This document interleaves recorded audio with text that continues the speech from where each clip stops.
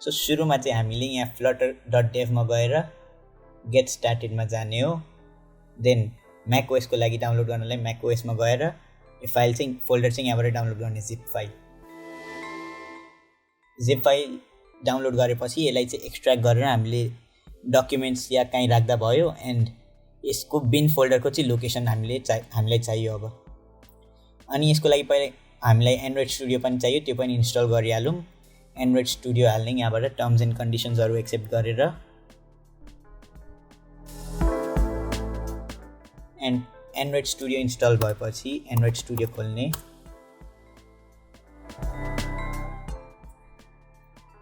then कन्फिगरमा जाने प्लगइन्समा जाने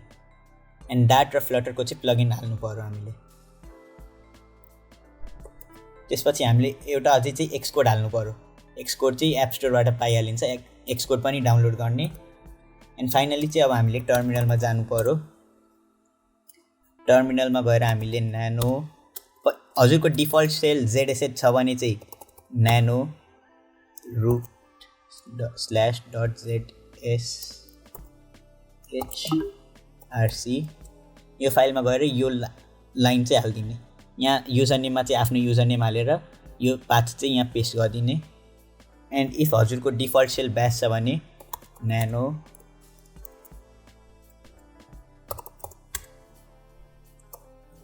अनि ब्यास हो भने चाहिँ ब्यासमा गएर यहाँ पेस्ट गरिदिने त्यसपछि चाहिँ कन्ट्रोल X थिचेर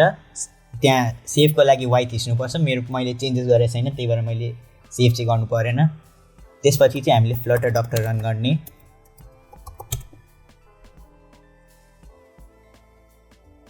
एन्ड यसले चाहिँ हाम्रो इन्स्टलेसनहरू सुरु गरिदिन्छ अब हामीलाई यहाँ फर्स्ट टाइम गर्दाखेरि चाहिँ लाइसेन्सहरू पनि एक्सेप्ट गर्नुपर्छ त्यहाँ